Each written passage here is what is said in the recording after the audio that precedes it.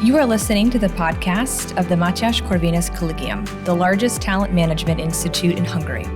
If you want to know more about our mission, please look up our English website at mcc.hu/en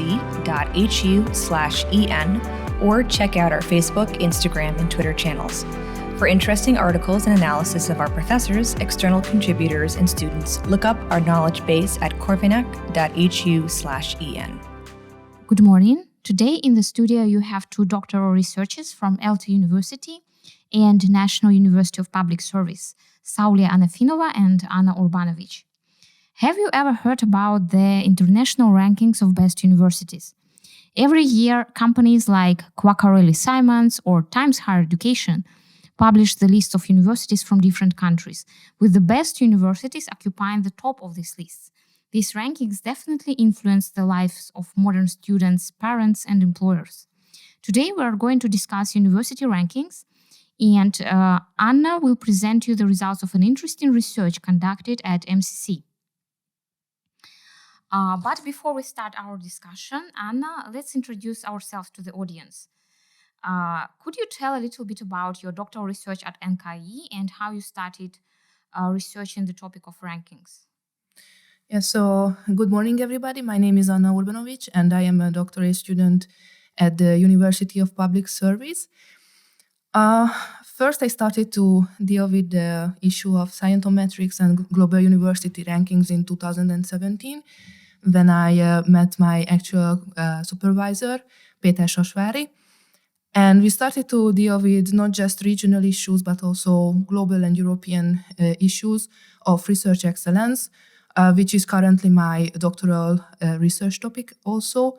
And within these, actually, I use the methodology of scientometrics and network science analysis, trying to map out the best practices of not just individual researchers, but also institutions, countries, and regional patterns of science excellence, research excellence. Thank you, Anna. I will also introduce myself briefly to the audience. I am Saule Anafinova. I'm from Kazakhstan, and I'm a doctoral researcher from the ELTE Faculty of Education and Psychology, or ELTE PPK, where I recently successfully defended my dissertation. So as a researcher, I'm interested in university policies, and global university rankings is one of the most interesting topics due to their large influence on universities, faculty, and students. So global university rankings measure the universities based on several criteria, including teaching quality, university reputation, and research. However, these indicators do not weigh equally in the rankings. For example, in the Quacquarelli-Simons or so-called QS Rankings 2023, research together with research influence occupies 60% out of the total, and only 30% of the rankings is given to teaching quality. This focus on research leads to certain predictability of university performance in the global rankings. So in connection with this, Anna, could you tell us a little bit more about a recent research conducted at MCC? Yes, for sure. We work in a research team with the leadership of László Nádai from the Óbuda University and Péter Sasvári from the University of Public Service. Within this MCC project, our research is based on empirical analysis carried out based on the international subject ranking, because it allows us to compare institutions with similar profiles and systems. We compose the formula describing the level of vulnerability of any given university in the case of losing any of its leading mentors, identifying other risk factors by dividing their careers into separate stages. The analysis is based on the Saule topic cluster data. The Saule is an online research intelligence platform run by the Elsevier company, and has the scope of the Visegrad countries here in the Central European region, namely including the Czech Republic, Hungary, Poland, and Slovakia. Thank you, Anna. That sounds very interesting. Could you tell us a little bit more about the methodology of your research? Yes, so actually our methodology is data-based, and it is very often among the researches focusing and within the discipline of scientometrics. The scientometrics is a discipline that has been developing dynamically since the 1950s, when the first internationally recognized book written by Saule with the title of Little Science and Big Science was published. And since then, it is very often, and most of the countries implement into the higher education policies this kind of methodology, this data-based methodology, mainly focusing and mainly within the aspect of the research output of universities, institutions, and individual researchers based on publication output or citation output.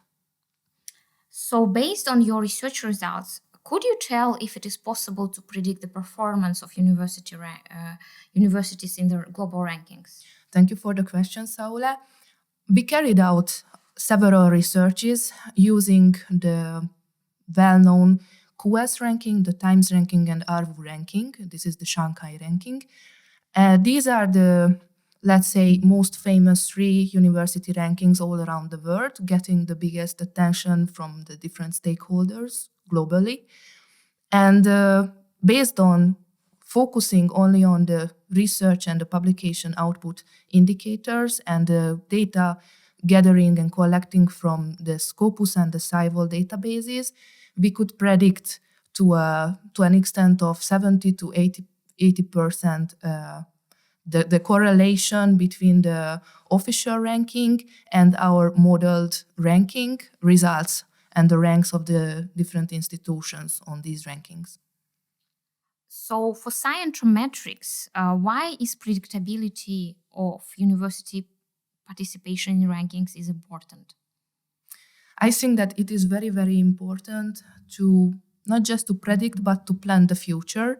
Because if you have a clear vision on how much and to what kind of place and rank your university can achieve in these global university rankings and the whole very, very competition-oriented higher education sphere, then you can create your own institutional strategy accordingly. And our results brought us the finding that it is possible to predict these rankings, although most of them incorporate and involve different soft indicators based on, for example, the reputation-based survey or other different factors, which is not really correlated with the research output indicators. I think now it is understandable why and how rankings drive the behavior of universities in modern higher education landscape. Similarly to your research, I have conducted a study of university strategies of Kazakhstan universities and how they plan to improve their performance in rankings. And based on the study of a group of Kazakhstani universities, I have found out that all these universities indeed take rankings very seriously, and they include rankings in the policy strategies of university development for the next 5 to 10 years and even more. And however, this increased focus on research drives the development of universities in a specific direction. So we can say that many Kazakhstan universities have tried to adopt the model of Western research university, where there is a lot of focus is given on research. In connection with this, there is a doubt whether the increased focus of on rankings is good or whether other approaches are possible towards university benchmarking. From your experience and your research results, could you give us some recommendations for university developments in relation to their rankings? It's a pretty challenging question, Saule, because I think that all of the 3 pillars are very important for the university whole picture and the whole performance, general performance of these institutions, which include the research pillar, education excellence pillar, and also the third type mission of the universities, including knowledge transformation and transfer, or helping the local community. And in this way, it is called social responsibility. So I think that all of these pillars are equally important.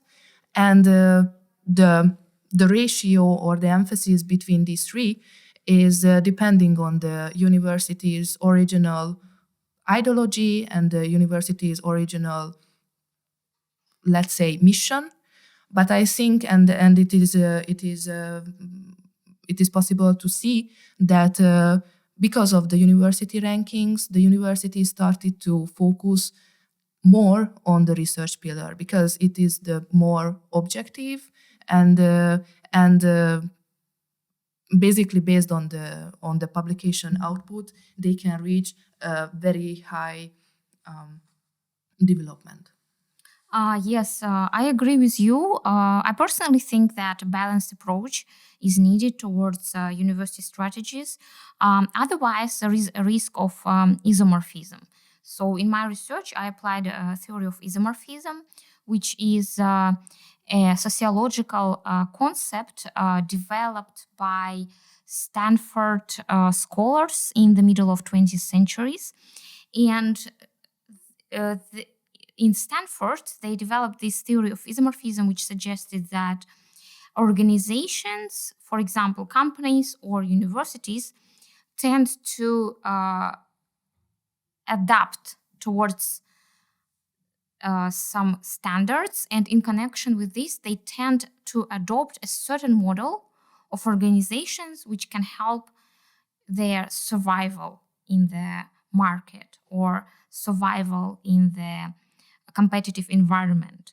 And in connection with this, if universities are driven too much by rankings, it can cause isomorphism of universities towards a certain model, which can risk the diversity of institutional environment of higher education systems. So in connection with this, I do think that it is very important for universities to carefully plan their strategic development. And in this moment, I agree with you very much. Overall, recently my university has achieved a pretty good position in the subject rankings in several disciplines, including psychology and linguistics. And due to this global influence of university rankings, the research performance of university faculty also becomes subject to measurement. And I have recently read your other study on scientific career tracks and publication performance of Hungarian faculty. What patterns did you observe in terms of research and career paths for full professors in different disciplines? Thank you for the question. Yes, we published several years ago an empirical analysis and the findings of these analyses and work, which focused on the university full professors here in Hungary. And we could map and highlight that their career track was pretty long. To achieve the university full professorship, it took on the average 22 to 26 years altogether among the different disciplines. There were not so huge differences between the disciplines. And it was very, very interesting because we could see the development of their career. So where was the milestones of their career? How did they plan their career? And I really believe in it that if we have a clear vision and clear strategy in how we would like to achieve this top position in the Hungarian university hierarchy, then we can focus our energy and time, especially to these publication requirement or taking part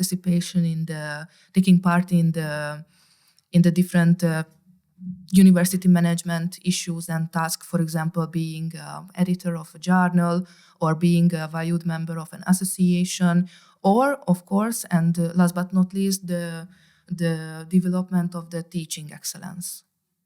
Mm-hmm. So, as I understand, due to the influence of rankings and increased measurement of research performance of the faculty, we academic people also need to improve our personal strategies in dealing with different indicators of research performance. So, as you mentioned, it may take many years to become a full professor for a PhD person. And when you are just a bachelor student who is interested in academic career, you do not realize that academic track is a really long journey, and it may take you 20 to 25 years to become a full professor. So this is a really interesting discovery of your research. Thank you very much for this. And overall, if we think about the universities of the other countries which are neighboring to Hungary, like Czech Republic or Austria, if we think about Central European universities, how do you think our universities of this region should try to improve their performance in rankings? Well, I would like to start with the theory of global academic knowledge production, which divides the countries of the world between the global north, which is the more developed regions of the world, and the developing global south countries. Unfortunately, our region in Central Europe belongs to the global south countries, which is a kind of periphery situation compared to the central countries, including the United States, the developed parts of Asia, and Western Europe. And within Europe, of course, that it is very important to be competitive, as we are all the member states of the European Union, and we would like and we should be a valued member of the European Union system, which is the European research area. And I think that our universities here in the Central European region all have the very similar challenges of, for example, the brain drain, for example, that the top talented researchers are getting contracted in the more developed countries or in better universities.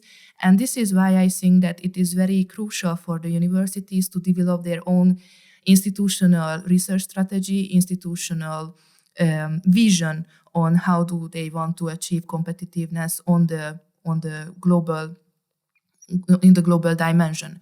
For this, we developed this formula that within the MCC project, and we try to give recommendations and suggestions to the universities in how to achieve competitiveness.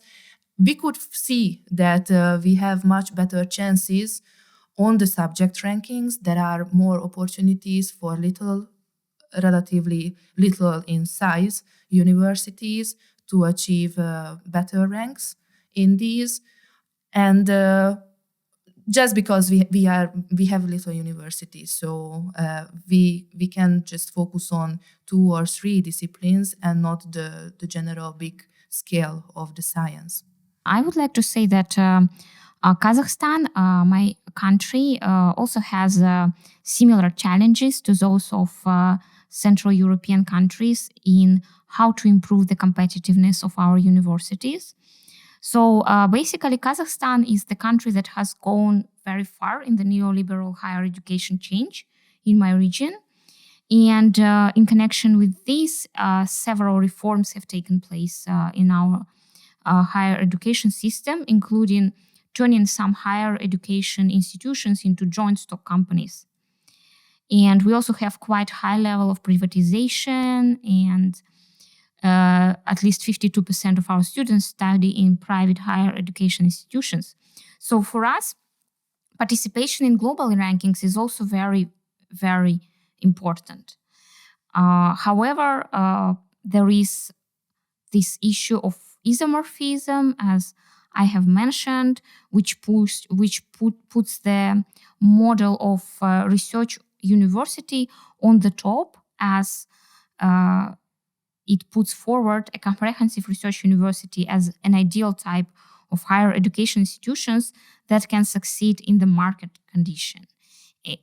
And in connection with this, I think that it is very important to do what you research, to continue researching the topic of university performance and rankings, and how rankings influence on university and faculty and students. So I think that your research has a really important contribution for the future of higher education. Thank you. And I really hope that in future universities of Hungary and Kazakhstan will continue to improve their performance and competitiveness in the global rankings. Thank you for listening to this MCC podcast episode. For further media content, please look up our English website at mcc.hu/en, or look for us on Facebook, Instagram, and Twitter. If you want to read more by our professors, external contributors, and students, check out our knowledge base at corvinus.hu/en.